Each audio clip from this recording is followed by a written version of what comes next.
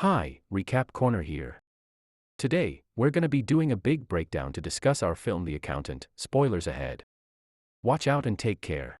Film begin with a couple took their son Chris to an institute for children with autism, seeking guidance. Due to the husband's military career, they have to frequently move around and the director offered to let Chris stay at the institute.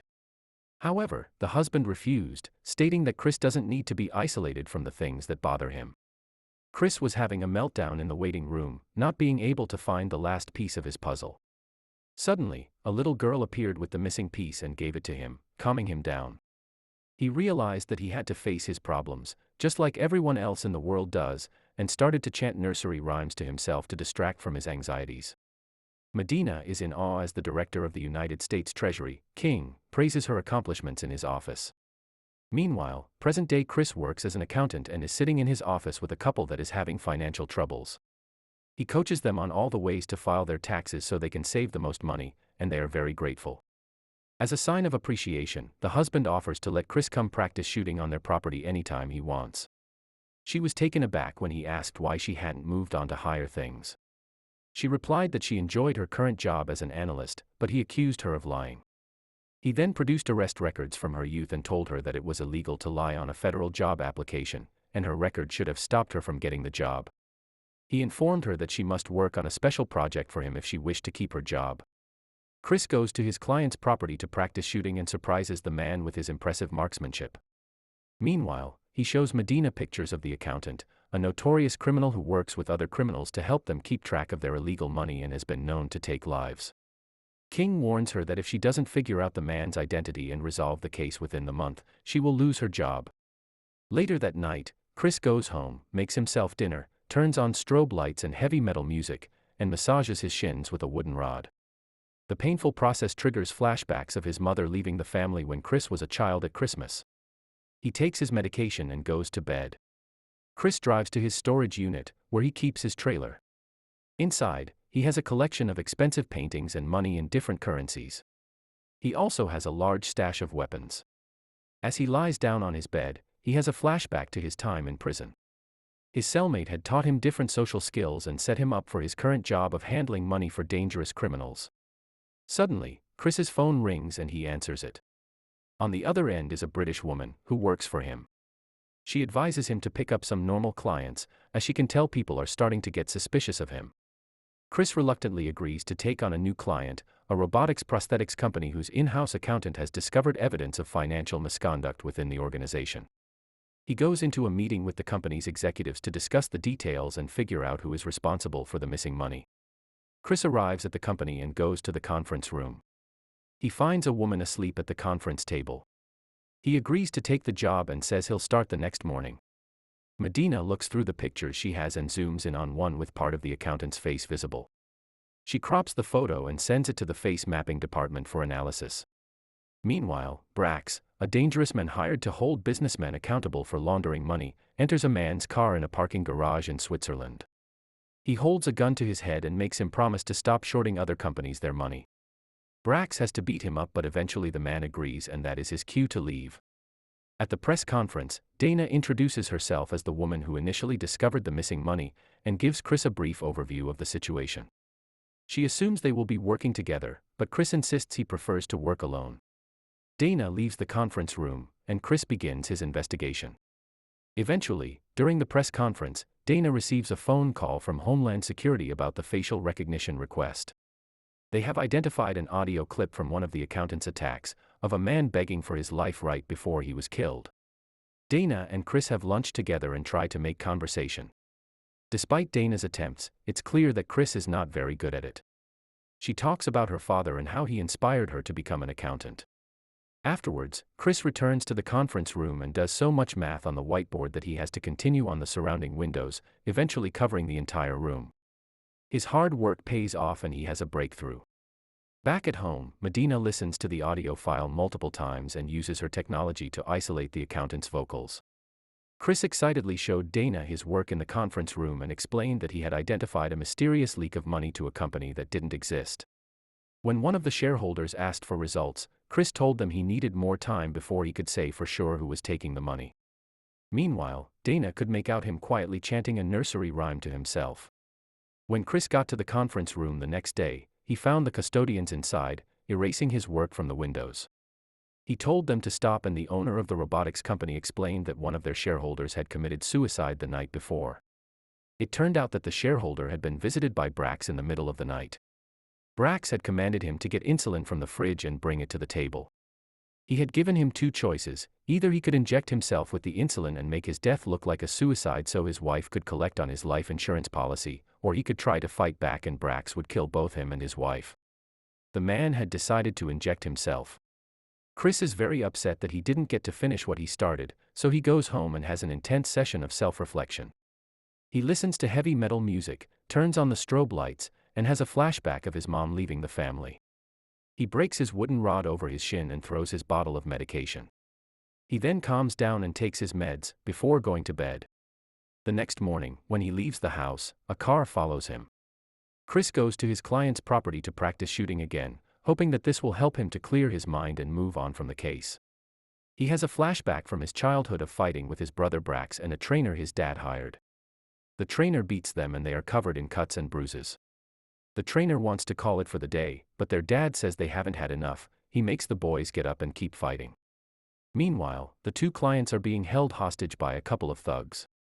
They demand that the wife go outside to call Chris in so they can get to him. When a thug escorts her to the front door, Chris shoots him from the yard. The other thug forces the couple to get in their truck and drive them from their property. Chris shoots at the truck, causing it to stop, and drags the thug from the vehicle. Chris strangles the man with his belt and demands to know who sent them. Chasing the man who followed Dana, Chris arrives at her apartment complex just in time to see him get into the elevator. Knowing something is wrong, Chris sneaks his way into the back of the building and takes the stairs. When Dana reaches her apartment, two delivery men try to force their way in and subdue her. However, Dana is able to fight them off and flee to the bathroom for safety. Chris arrives just in time to see the men inside and quickly dispatches them, rescuing Dana from the danger.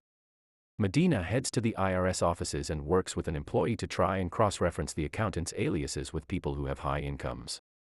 Meanwhile, Chris breaks into an apartment and kills two men inside. He then tells Dana to come with him. Brax gets a call that his men have been killed by the accountant. Chris takes Dana to his trailer and tells her to wait outside while he gets ready. However, Dana comes inside anyway and sees all of his money and weapons. She questions him about them, but he is unable to give her any direct answers. Medina then gets a call from language services about the audio file she sent them.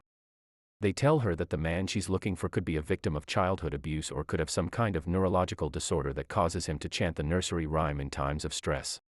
Chris and Dana were hiding out in a fancy hotel, and Dana questioned him about his fighting abilities. Chris told her that his father had been in the army, and had taught him how to defend himself against bullies. He also mentioned that he had autism, which made it difficult for him to socialize even though he wanted to.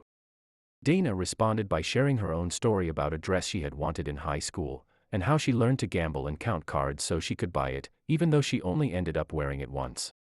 The two had an emotional moment, and Dana leaned in to kiss him, but at that moment Chris had a revelation about the robotics case, and pulled away. Chris follows Brax down the street and Brax notices and shoots at him. Chris continues following him and ends up in one of the shareholders' hotel rooms and sees that she has been shot dead.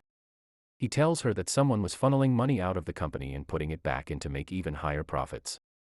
Medina works with an employee at the IRS office and is able to figure out that the accountant's real name is Chris and that he works as an accountant at a small firm in a building connected to a bunch of cash businesses that he owns and runs his money through to hide how much he's actually making. King and Medina lead a team of investigators through Chris's house, noting all of his odd living habits. They find that he has a lot of weapons without serial numbers, and a very high-tech security system. Medina calls King with the information that most of the money Chris makes is donated to neuroscience organizations. When Chris returns to the hotel, he finds Dana asleep on the couch and has a flashback of his father forcing him and his brother to beat up a group of kids who had bullied him at school earlier that day. Chris decides that it's too dangerous to keep Dana involved, so he packs up his things and leaves. King hires Brax to set up security cameras in his house to protect him from Chris. After dismissing the other investigators, King and Medina stay behind in the house to talk. King inquires about the details of Medina's arrest, and she reveals that she attempted to kill a drug dealer who was selling drugs to her sister, and that she stands by her decision.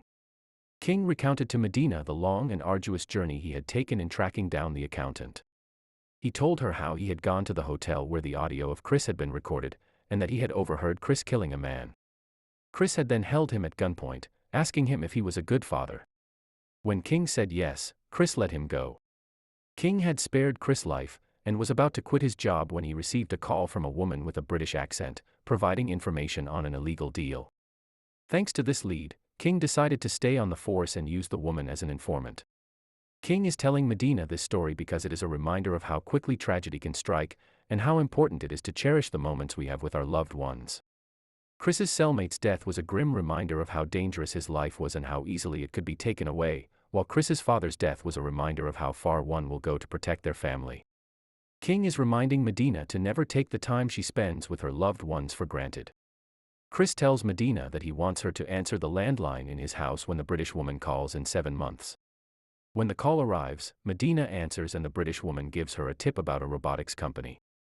Chris then goes to the company owner's house and is confronted by Brax, who sends out some of his men to capture him. Chris manages to kill all but one of them, and interrogates him to find out the layout of the house. Meanwhile, Brax watches the security cameras and tries to give his men instructions on how to take Chris down.